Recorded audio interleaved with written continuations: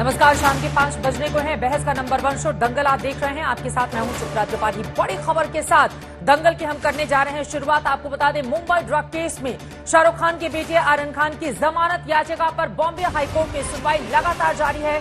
सबसे बड़ा सवाल यह है कि क्या आज आर्यन खान को जमानत मिलेगी।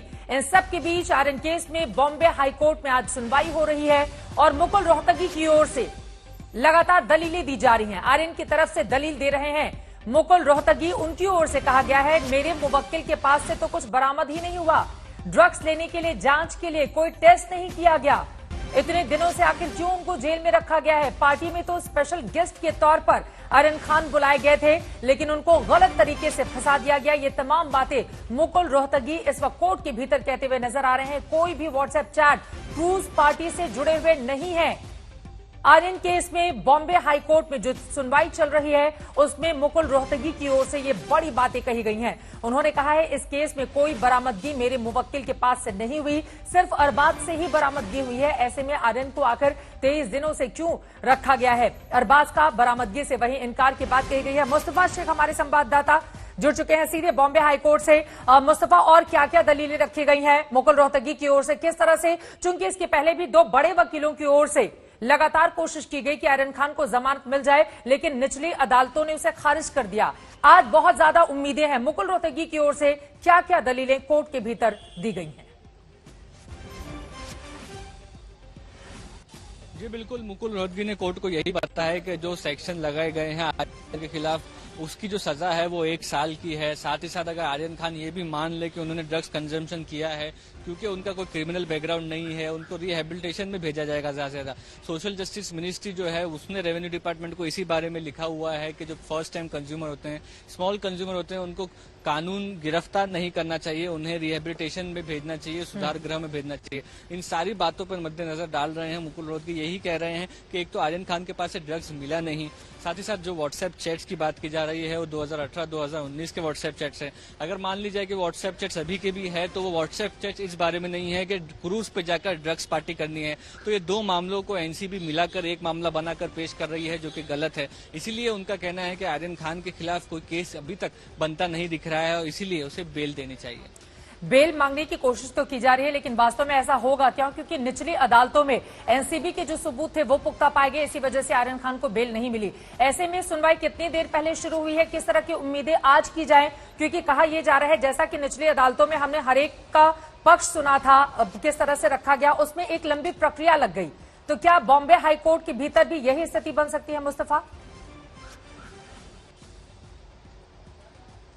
जी, कम से कम आप देख लीजिए कि मुकुल रोहतगी का जो आर्गुमेंट होगा, उसके बाद डिफेंस लॉयर जो एनसीबी के लॉयर हैं, additional solicitor general Anil Singh, वो भी अपना आर्गुमेंट तो सामने रखेंगे ही, तो उसके लिए भी 1 से 1.5 घंटे का समय लग सकता है। मुकुल रोहतगी ऐसा लग नहीं रहा है कि अभी भी वो कोई अपने आर्गुमेंट कंक्लूजन की तरफ बढ़ रहे हैं, उनका आर्गुमेंट ऑन गोइंग है, तो इसलिए वक्त तो काफी ज्यादा लगेगा। शायद आर्यन खान का मैटर इसलिए सेपरेट रखा गया कि बाकी आर्गुमेंट्स ना सुनकर सिर्फ आर्यन खान और एनसीबी के आर्गुमेंट सुनकर आर्यन खान के आर्गुमेंट जो केस है उस पर फैसला किया जाए। लेकिन फिलहाल बस हियरिंग जो शुरू हुई है उसको 50 मिनट हुए हैं, मुकुल रोहतगी आर्गुमेंट्स कर रहे हैं। अब ये उम्मीदें जताई जा रही है कि आज के दिन अगर आर्गुमेंट्स खत्म हो पाते हैं, तब भी जो कोर्ट है उससे 5 से 5:30 से 6 बजे तक बैठना पड़ेगा। देखिए, अगर आप अनुमान देखें तो 5 बजे तक का ऑफिशियल कोर्ट का टाइम है, जो कि अभी हो चुका है, टाइम खत्म हो चुका है। लेकिन जस्टिस सांबरे, जिनके साथ पूरा कोर्ट में ये मामला चल रहा है, वो अपना बोर्ड फिनिश करने के बाद ही घर जाते हैं, इसीलिए उन्हें 6 से 6:30 भी कभी कभी बचता है। तो अब इस केस में आज कितना समय लगेगा देखना होगा। एक छोटा सा जवाब आपसे और मैं चाहूंगी मुस्तफा। मुकुल रोहतगी की ओर से कोर्ट के भीतर यह भी कहा गया है कि बार बार जिस व्हाट्सएप चैट का हवाला दिया जा रहा है, दरअसल वो तो 2018 और 19 का है। उस समय आर्यन खान विदेश में थे और विदेश में कुछ ऐसी चीजें हैं जिसको लेकर वहां पर डिस्कशन किया जाता है और वो लीगली तौर पर मान्य है। क्या इस तरह की भी बातें कहते हुए नजर आए हैं मुकुल रोहतगी? और उनका ये कहना है कि क्रूज ड्रग्स मामले से आर्यन का कोई लेना देना नहीं है। जी बिल्कुल, मुकुल रोहतगी यही कोशिश कर रहे हैं कि जो ड्रग्स सेट अनन्या पांडे के सामने आए हैं आर्यन खान के, उसको इस केस से अलग हटाकर देखा जाए, इस केस के साथ जोड़कर ना देखा जाए। वो आर्गुमेंट कर रहे हैं जो मेन मामला है, मेन मामला क्या था कि क्रूज पार्टी पे आर्यन खान जा रहे थे, उसके बाहर ही उन्हें एनसीबी ने पकड़ लिया।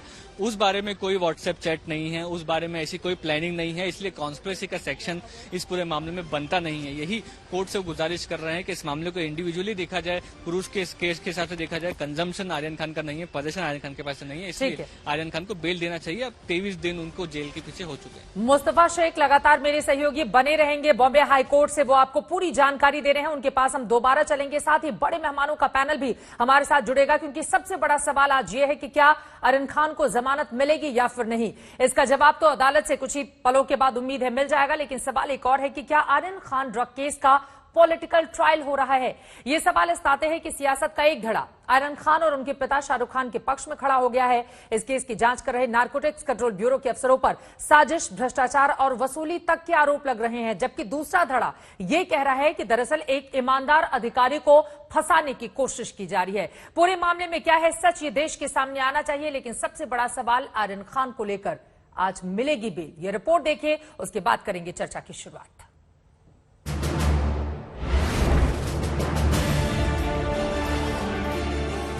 बॉलीवुड की थोड़ी सी बदकिस्मती है कि अगर कोई भी खबर ऐसी होती है तो उसको उछाला जाता है। न्यूज बनती है शाहरुख खान के बेटे को पकड़ें, कोई ऐसे सेलिब्रिटी को पकड़ें। एक गंदी मछली पूरे तालाब को गंदा कर देती है। आज कोई अगर लेटर कुछ लिखता है तो उसमें कोई मतलब नहीं है, सब झूठे सारे दस्तावेज है। क्या मुंबई ड्रग केस पर राजनीति हो रही है?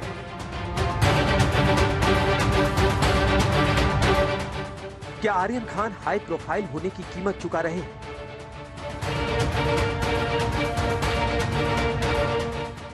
क्या अदालत से बाहर आर्यन खान केस का पॉलिटिकल ट्रायल हो रहा है?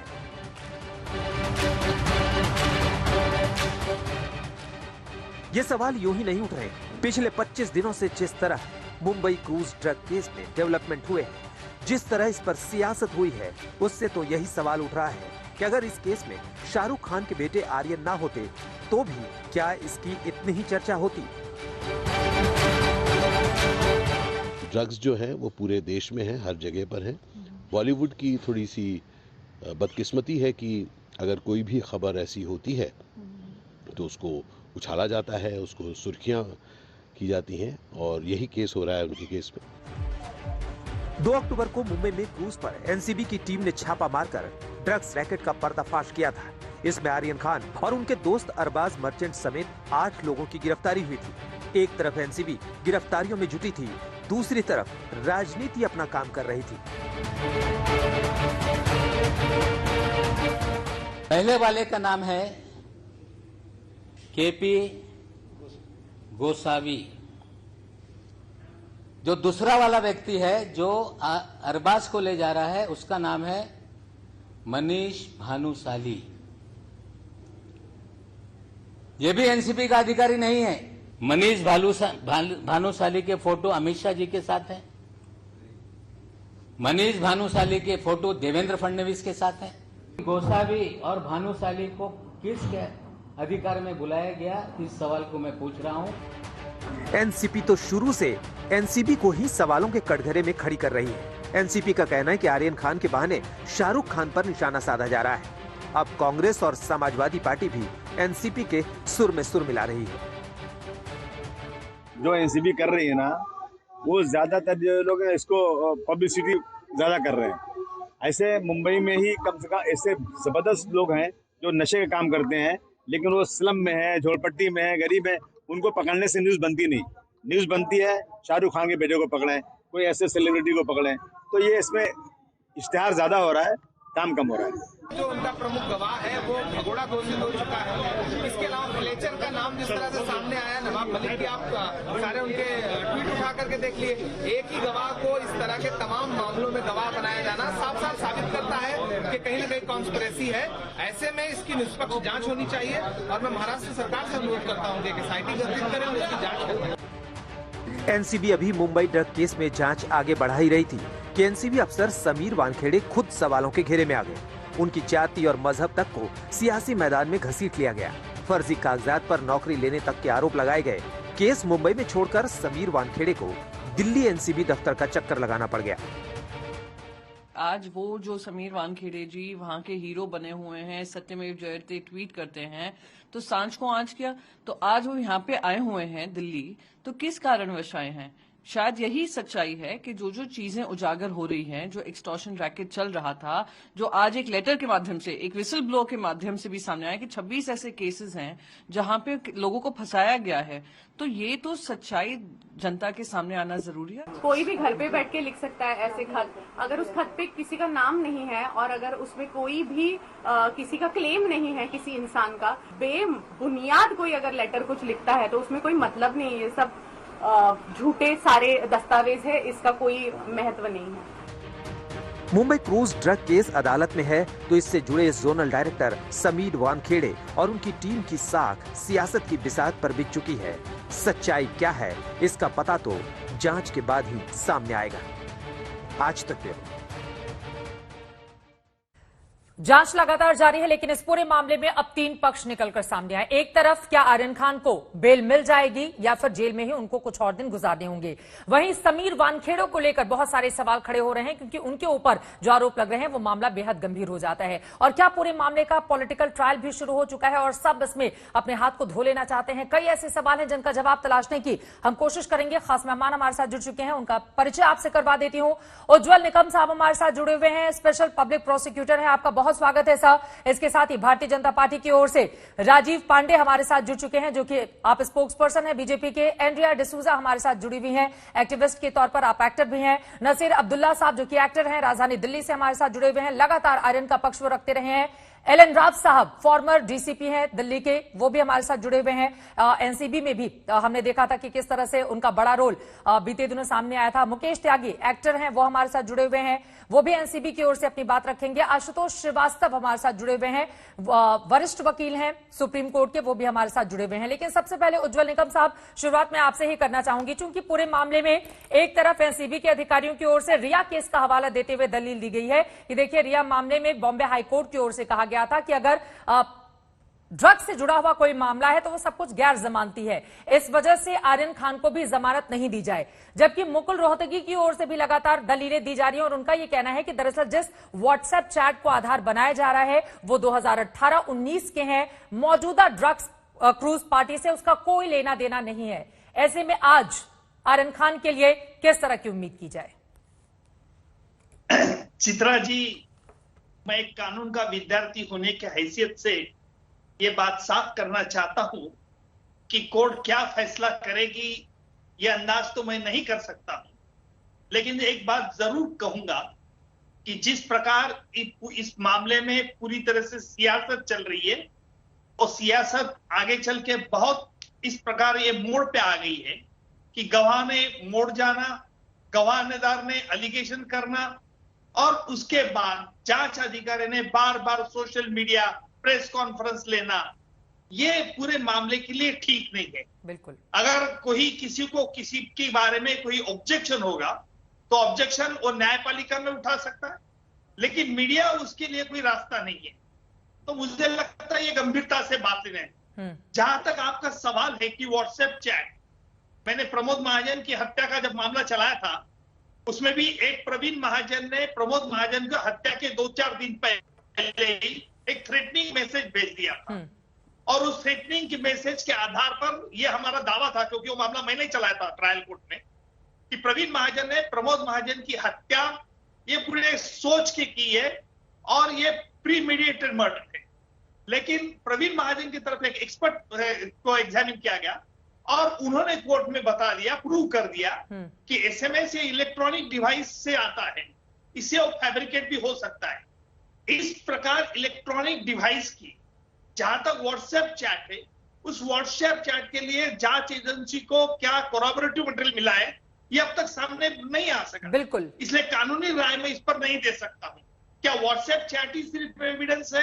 क्या व्हाट्सएप चैट के अलावा उनके पास और कोई ऐसे सबूत है जिसके आधार पर जांच एजेंसी अपना पक्ष रख सकती है। बिल्कुल। लेकिन देखना यह है आज कि हाईकोर्ट इस पे क्या फैसला करता है। बिल्कुल, कुछ ही देर के बाद माना यही जा रहा है कि हाईकोर्ट का फैसला इस पूरे मामले में आ जाएगा। और अब एक और छोटा सा जवाब मैं आपसे चाहूंगी, क्या निचली अदालतों में, क्योंकि पीछे कई ऐसे केसेस हमने देखे हैं जब मीडिया ट्रायल हो रहा होता है, तथाकथित जो आरोप लगते हैं, उसके बाद एक अलग तरह की स्थिति बन जाती है और बेल उस तरह से नहीं मिलती है, जैसा कि आर्यन खान के मामले में भी देखा। लेकिन क्या हाईकोर्ट में जब इसी तरह का मामला सामने आता है तो यहां पर परिस्थितियां बदल जाती हैं और आज पहले के मुकाबले आर्यन खान को बेल मिलने के चांसेस क्या ज्यादा हैं? उज्जवल जी। चित्रा जी, यही पहला सवाल आपने घुमाकर मुझे पूछा है। जवाब तो मेरा यही रहेगा कि हाई प्रोफाइल हो या लो प्रोफाइल हो जी, कोर्ट के सामने अभियुक्त कौन है ये कभी नहीं सोचा जाता। बिल्कुल। कोर्ट ध्यान देती है कि सबूत क्या है और सबूत के आधार पर ये इस मामले का फैसला होगा, इसे मुझे पूरा विश्वास है। तो मुझे लगता है कि मीडिया ट्रायल हो या हाई प्रोफाइल मैटर है, उससे कोर्ट पे कोई फर्क नहीं गिरता। अभी चंद कुछ घंटे ही बाकी है, चंद घंटों में हमें पता चल जाएगा कि कोर्ट एनालिसिस किस प्रकार करती है। अब जिस सबूत का बार बार हवाला दिया जा रहा है ये वो व्हाट्सएप चैट ही है जो इस वक्त हम टीवी स्क्रीन पर दिखा रहे हैं, और इस व्हाट्सएप चैट के आधार पर अब इन्वेस्टिगेशन भी आगे बढ़ाई जा रही है। राजीव पांडे जी, लेकिन जैसा कि एक बड़ा तबका, बड़ा पक्ष इस पूरे मामले में निकलकर सामने आ रहा है, उज्जवल साहब को भी आप सुन रहे थे, जिनका ये कहना है कि दरअसल पॉलिटिक्स इसमें ज्यादा इन्वॉल्व हो गई है, इस वजह से स्थिति ये बन गई है। देखिए, मैं उज्जवल निकम जी की सारी बातों से सहमत हूँ। ये कोर्ट का मसला है, लीगल प्रोसेस, ड्यू प्रोसेस चल रहा है। इस केस में 2 बार, एक पहले मजिस्ट्रेट ने और फिर सेशन कोर्ट ने इस मैटर में बेल रिजेक्ट किया गया है। देखिए, सनसनी फैलाने वाले कुछ लोग हैं हिंदुस्तान में जिनका काम है हर बार पॉलिटिक्स को लेकर, ये जुडिशियल प्रोसेस की बात है। देखिए, आप गौर फरमाइए कि मुंबई से 2 लोग बहुत उछल रहे हैं इस पर। एक का नाम है नवाब मलिक, जिनके दामाद 8 महीने इसी केस में जेल में रह के आए हैं। दूसरा आदमी जो बॉम्ब ब्लास्ट के केस में था, लैक ऑफ एविडेंस के कारण से आज वो बाहर खुदक रहा है। और तीसरा एक और यूपी से निकल करके आया इमरान प्रतापगढ़ी कि भाई एक पर SIT बनाओ। मुझे एक बात बताइए, जब कोई इन्वेस्टिगेशन होता है, हमारे सीनियर उज्जवल जी है डिबेट पर, मैं उनके साथ प्रैक्टिस करता हूं, हम कोर्ट में साथ में मिलते हैं, काम करते हैं। ये मैटर ऑफ इन्वेस्टिगेशन तक है ही नहीं। एनसीबी जो भी इन्वेस्टिगेशन कर रही है चित्रा जी, वो सारा इन्वेस्टिगेशन का पेपर ले जाकर के सेशन कोर्ट में डालती है, अभी आज हाई कोर्ट में है। मेरा एक कहना है कि जो लोग भी इस मैटर को सेंसनलाइज कर रहे हैं, मैं आपसे सहमत हूं, आपने सवाल पूछा था निकम साहब से, वो एक्चुअली एक्यूज के भी राइट्स को एक्सेप्ट कर रहे हैं और प्रोसिक्यूशन का। आप मुझे बताइए, पहली बार हुआ, मैं एक बात आपको याद दिलाना चाहता हूं चित्रा जी, भारत के जो अभी माननीय गृह मंत्री जी है उन पर केस चला, क्या उनके आईओ का नाम आपको याद है? क्या उनके आईओ की पत्नी का धर्म पता है? इस देश के प्रधानमंत्री जी को पूरे दिन 18 घंटे इन्वेस्टिगेशन हुआ, क्या उस केस के आईओ का नाम पता है आपको? उसकी माता जी का धर्म का नाम पता है? समीर वानखेड़े की माता जी का नाम आ रहा है, उनकी पहली पत्नी का धर्म आ रहा है, उनकी अभी की पत्नी का। ये क्या चल रहा है? आप लोगों को इस पर ध्यान देना चाहिए कि क्या हम सारी जो जुडिशियल जो सिस्टम है, जो कॉन्स्टिट्यूशनल सिस्टम है देश, ठीक है, मैं इस पर जवाब ले लेती हूँ। एंड्रिया डिसूजा आपके पास आते हुए, चूंकि पूरे मामले में, और वो कह रहे हैं कि नवाब मलिक कुछ ज्यादा ही उछल रहे हैं इस पूरे मामले में, और उनके दामाद तो खुद जेल के भीतर रहकर आए हैं। अगर कोई अधिकारी इन्वेस्टिगेट कर रहा है तो उसकी फैमिली को टारगेट क्यों किया जा रहा है? एंड्रिया, आपसे ये सवाल है।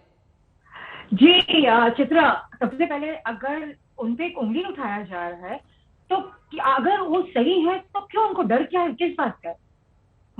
मुझे ये बात अभी तक समझ में नहीं आई, क्योंकि उंगली तो शाहरुख के परवरिश पे भी उठाया गया है, उंगली तो आर्यन के ऊपर भी उठाया गया, तो कीचड़ जब उछलेगी तो सब जगह पे उछलेगी ना।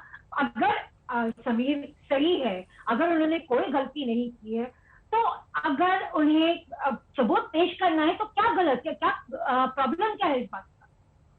आप बताइए मुझे, कोई प्रॉब्लम है कि अगर कोई आपसे कुछ पूछ रहा है, अधिकारी जांच करे या अपने परिवार के बारे में आके सफाई देते रहे कि मेरे परिवार में माँ किस धर्म की थी, पत्नी किस धर्म की थी, परिवार में किससे झगड़ा हुआ रहे, इसका इस पूरे मामले से क्या लेना देना है?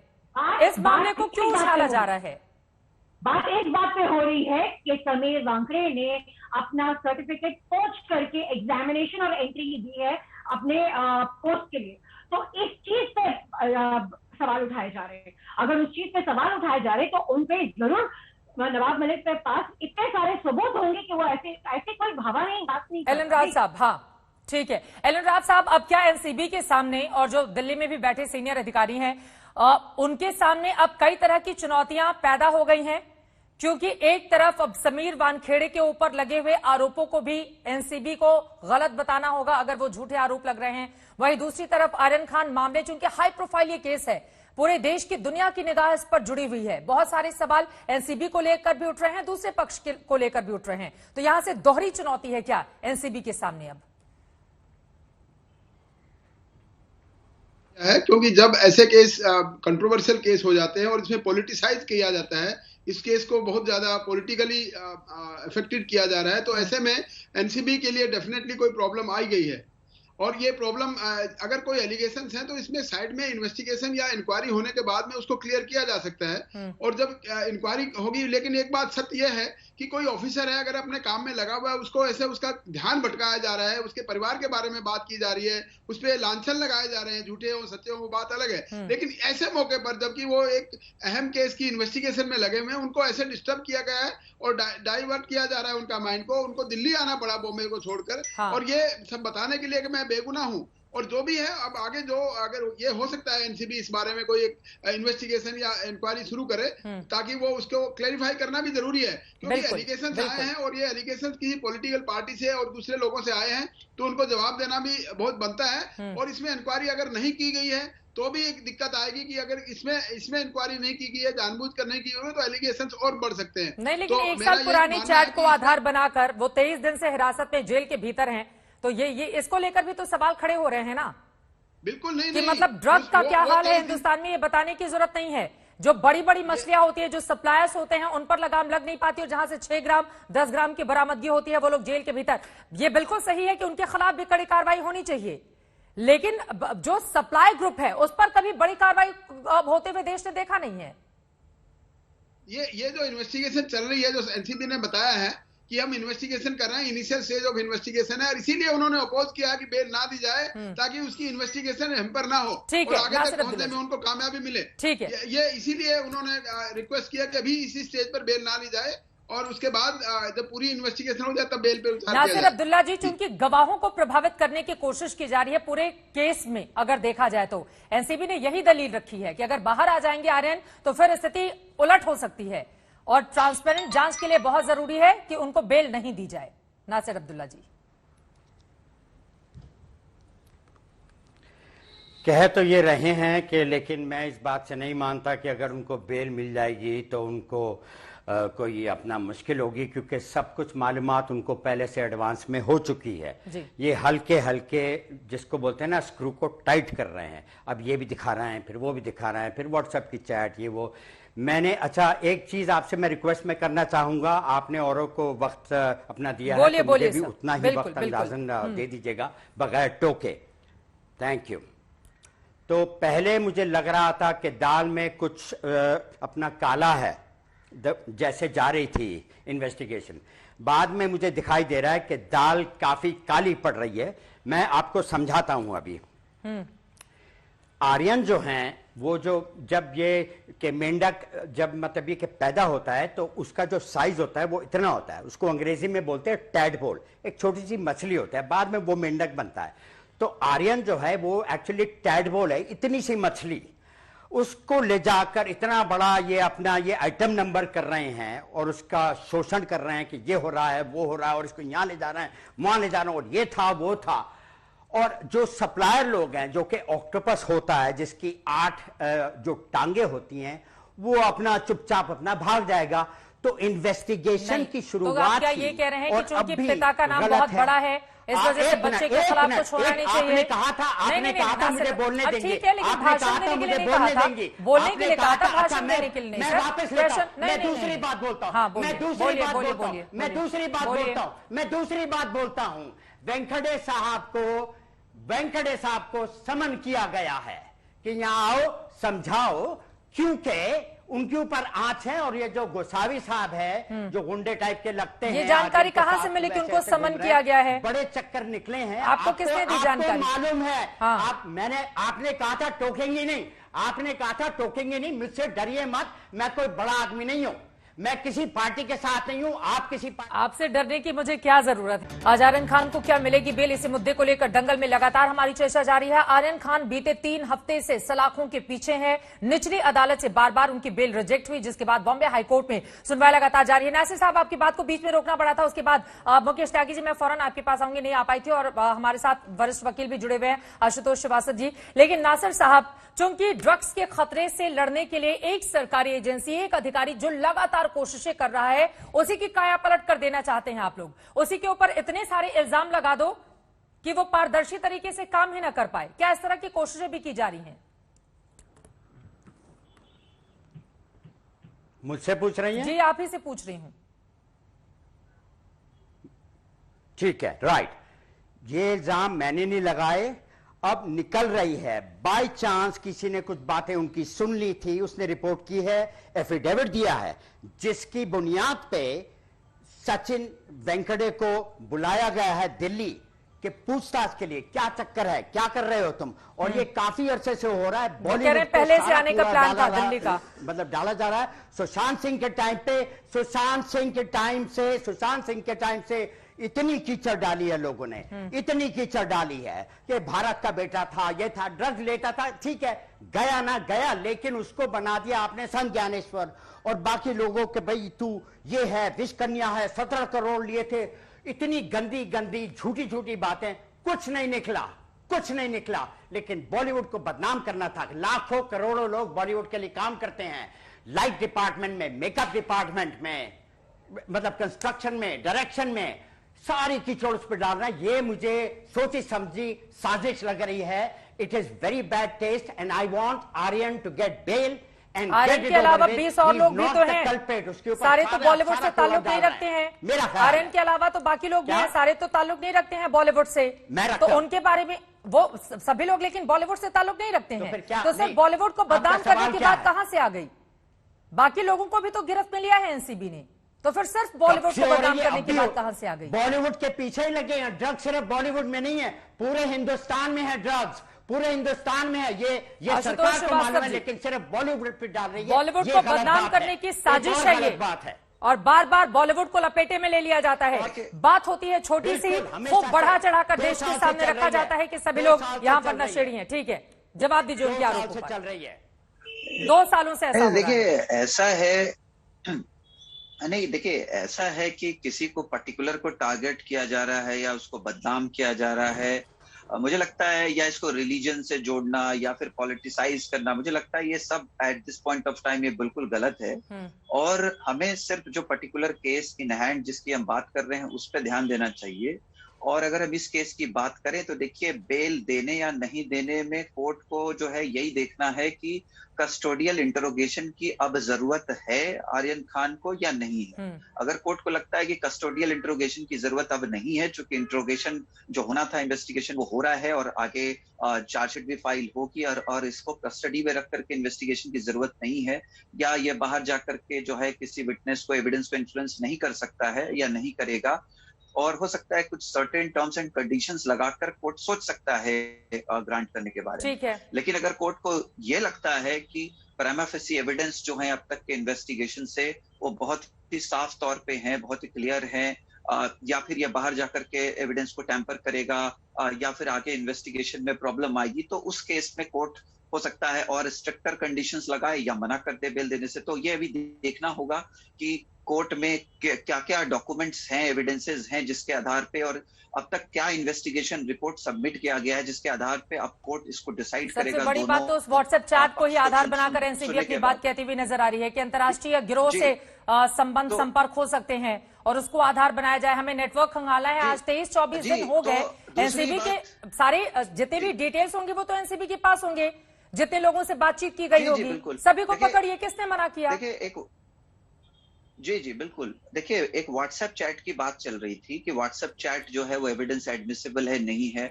तो देखिए, जो व्हाट्सएप चैट है ना, वो सेक्शन 63 है एविडेंस एक्ट का, और 65A जो था आईटी एक्ट में, वो लाया गया था 2000 में। उसके हिसाब से व्हाट्सएप चैट को सेकेंडरी एविडेंस माना जा सकता है। वो प्राइमरी एविडेंस नहीं हो सकता, बट सेकेंडरी एविडेंस हो सकता है, जो सपोर्ट करे आगे प्राइमरी एविडेंस को डिस्कवर करने। बिल्कुल। अब अगर दो जनों के बीच में अगर कोई चैट हुई है, उस चैट के थ्रू वो थ्रेड कहाँ कहाँ जा रहा है, उसके अंदर कौन कौन लोग इन्वॉल्व हैं, किनके मैसेजेस आए हैं, तो ये तह तक जाने का एक जरिया बन सकता है। इसको सेकेंडरी एविडेंस माना जा सकता है, लेकिन ये प्राइमरी एविडेंस नहीं है। लेकिन बार बार उसी व्हाट्सएप चैट को आधार बनाकर ही तो तमाम बातें कही जा रही है। मुकेश त्यागी जी, अब चूंकि आप भी लगातार एनसीबी की ओर से पक्ष रखते रहे हैं, ऐसे में एनसीबी को भी इस बारे में अपनी स्थिति को साफ करना होगा कि कहीं ऐसा तो नहीं कि तथाकथित एजेंडे के जो आरोप लग रहे हैं कि दिमाग में एक एजेंडा क्लियर है, बड़े बड़े लोगों को टारगेट करो और फिर उनको परेशान करो, और उसके बाद अपना, जैसा कि आरोप नवाब मलिक भी लगा रहे हैं एनसीबी के ऊपर, तो अब एनसीबी को भी अपनी स्थिति साफ करनी होगी। चित्रा जी, बिल्कुल आपने सही कहा, justice should be done, justice should be seen to be done. और जहां तक अगर उन पे एलिगेशन लगे हैं, लेकिन एलिगेशन किस माहौल में लगे, ये चित्रा जी आपको देखना पड़ेगा। देखिए, मेरा बहुत देर बाद नंबर आया, तो मुझे थोड़ा सा बोलिए सर। इसके कई पहलू हैं। पहला पहलू यह है कि नवाब मलिक जी ने एलिगेशन लगाया है कि इनके सर्टिफिकेट गलत हैं, इनके जितने भी इन्होंने जो नौकरी ली है वो एससी के कैटेगरी में ली है। तो इस वक्त जो एलिगेशन लगाने का टाइम है, मैं समझता हूँ वो गलत है, वो प्रतिशोधात्मक हो सकता है। जैसे पांडे जी ने कहा कि इसके पीछे प्रतिशोध हो सकता है, क्योंकि समय कौन सा है आरोप लगाने का, ये कैसे तय किया जाएगा? क्योंकि पूरे ड्रग्स केस के मामले की जांच तो बीते 2 सालों से चल रही है। हमने इस पूरे मामले में दीपिका पादुकोण को भी एनसीबी के दफ्तर के चक्कर काटते देखा, रिया चक्रवर्ती, शौविक चक्रवर्ती, दूसरी तरफ सारा अली खान, मैं खुद मुंबई में मौजूद थी। तो सही वक्त क्या होगा? आरोप लगाने का कोई सही वक्त होता है क्या? नहीं, मैं आपको बोल रहा हूं, आप आरोप लगा सकते हैं, आप एक एफिडेविट दे दीजिए। आप अगर सोशल मीडिया में आकर के उसको मेलाइन करने की कोशिश कर रहे हैं, वो तो प्रूव होने में बहुत टाइम लगेगा। आप क्या कोशिश कर रहे हैं कि आप इस केस को डिटेल करवा दें। हो सकता है कि अगर उनका मॉरल कॉन्शियस बहुत हाई हो, तो वो कहते हैं मैं इस केस को छोड़ रहा हूं, और मैं जो हूं, जब तक ये मैं प्रूव नहीं कर दूंगा कि मेरे सर्टिफिकेट सही है, तब तक मैं इस केस का इन्वेस्टिगेशन ना करूं।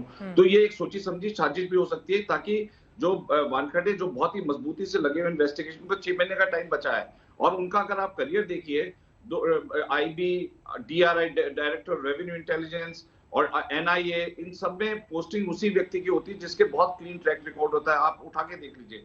तो मैं ये नहीं कह सकता, मैं उनको संदिग्ध दायरे से नहीं निकाल रहा हूं, लेकिन इस वक्त जो केंद्र बिंदु है चित्रा जी, केंद्र बिंदु यह है कि आर्यन खान के ऊपर ड्रग का केस बनता है कि नहीं बनता। जस्टिस कृष्णा अय्यर ने कहा था कि bail is a rule and jail is an exception. तो मुझे लगता है सॉफ्ट कन्विक्शन तो आर्यन का ऑलरेडी हो ही चुका है। 20 से ज्यादा दिन उनको वहां पे जेल में रह रहे हैं, तो उनका कन्विक्शन हो चुका है। अब वो ये भी कहते हैं कि हम इनके इंटरनेशनल कनेक्शन जुड़े हुए हैं। अब बॉम्बे हाईकोर्ट में क्योंकि बेल होने की संभावना है, मुझे तो कम इसलिए लग रही है क्योंकि रिया चक्रवर्ती केस में उन्होंने 37 सेक्शन जो एनडीपीएस एक्ट का है उसमें कहा कि नॉन बेलेबल है, ये ओमनिबस क्लॉज है, और एनसीबी ने आज उसी को आधार भी बनाया है, रिया चक्रवर्ती मामले को ही आधार बनाया है। ठीक है सर, आपने जो बातें कही है एंड्रिया उसका जवाब देंगे, उसके बाद मैं बाकी मेहमानों के पास जाऊंगी। ब्राव साहब, मैं फौरन आपके पास आऊंगी। एंड्रिया, जवाब दीजिए। सबसे पहली बात तो लोगों ने बोला है कि इसको पॉलिटिसाइज किया है। शुरुआत से ही आप देखिए केवी गोसावी कौन था और मनीष भानुशाली है कौन, वो कहाँ से ताल्लुक रखते हैं? क्या वो एनसीबी के ऑफिसर्स हैं कि वो किसी अरबाज का हाथ पकड़ रहे हैं, और वो है कौन? चित्रा जी, हाँ चित्रा जी, अगर कोर्ट ने वर्डिक्ट दे रखा है, उनको बार खारिज कर रहे हैं बेल को, तो आप कोर्ट के ऊपर उंगली उठाइए। आप उनके तथ्य इतने मजबूत हैं कि कोर्ट बार क्यों खारिज कर रही है? मैं कहूँ कोर्ट के भीतर एनसीबी के तथ्य मजबूत हैं, इस वजह से तो बेल नहीं मिल रही है। आप मोटिव लगा नहीं है, कोर्ट का सम्मान तो करिए, कम से कोर्ट ने खारिज किया है, ये कोई समीर वानखेड़े ने खारिज नहीं किया है। कोर्ट का जुरिस्डिक्शन है। एनसीबी ऐसे दलीलें पेश कर रही है, तो आपके पास इतना बड़ा वर्चस्व है, मुकुल रोहतगी जो कि हिंदुस्तान के अटॉर्नी जनरल, इतने बड़े बड़े वकील आपके साथ हैं, तो मैं ये नहीं मान रहा हूँ कि कोर्ट को आप मिसगाइड कर सकते हैं। बदमाशी की गई थी और अभी भी बदमाशी हो रही है। अच्छा,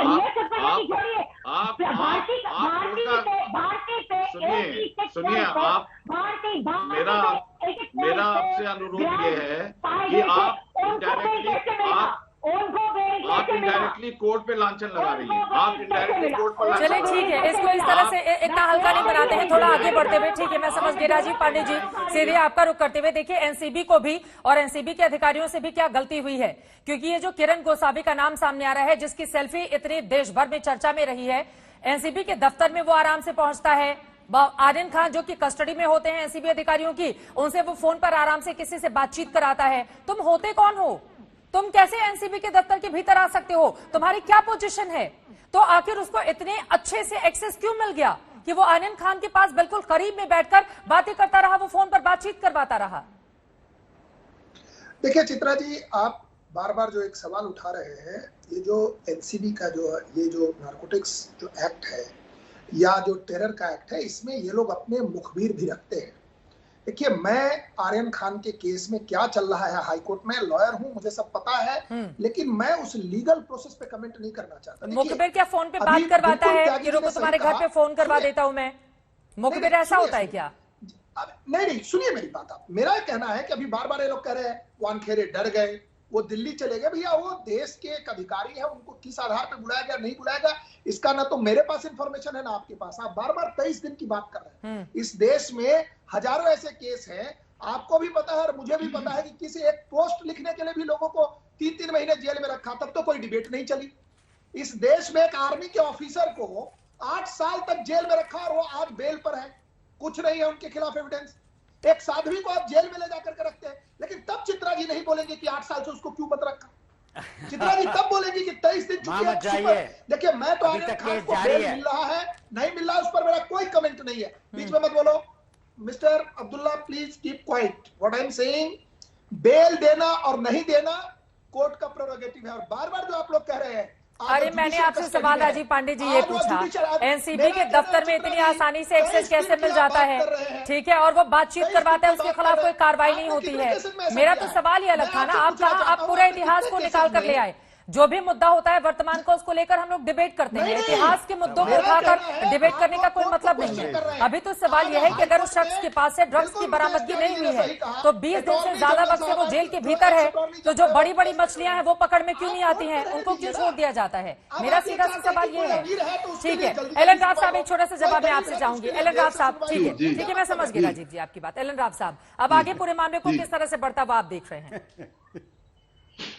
देखिए, अभी जो एविडेंसेस हैं उसके बेस पे अभी आर्गुमेंट जो चल रहे हैं, और वो जो एविडेंस एनसीबी ने कोर्ट के सामने रखे हैं, वो सारी बातें कोर्ट को ध्यान में रखते हुए इसको बेल को डिसाइड जब करेंगे तो सारी एविडेंस को वे करेंगे, उनको दोनों तरफ से देखेंगे कौन सा एविडेंस ठीक है कौन नहीं है और कहां पर फिट होता है। अगर किसी लार्जर इंटरेस्ट में केस की इन्वेस्टिगेशन को हैम्पर करने की उनको लगती है संभावना, तो हो सकता है बेल इसमें ना दी जाए। अदरवाइज अगर ये संभावना नहीं है कि वहां इसके छोड़ने के बाद कोई keस में नुकसान होगा, तो फिर शायद बेल मिल जाए। ये दोनों अभी पक्ष देखना है और अदालत की एक इसके विजडम पे डिपेंड करता है कि अब इसमें क्या होगा। आर्यन खान को क्या आज बेल मिल जाएगी या फिर कुछ और दिन उनको जेल में ही गुजारनी होगी? ये बड़ा सवाल देश भर में कायम है। आपको बता दें 20 दिन से ज्यादा वक्त गुजर चुका है, लेकिन आर्यन खान को राहत मिलती हुई नजर नहीं आ रही है। बॉम्बे हाईकोर्ट में उनके वकीलों की ओर से लगातार दलीलें दी जा रही हैं। अब ये दलीलें आर्यन के पक्ष में क्या कोर्ट का फैसला करवा पाती हैं, इस पर आज तक की नजर लगातार बनी हुई है। इसी के साथ दंगल में मेरे साथ अभी के लिए बस इतना ही। देश और दुनिया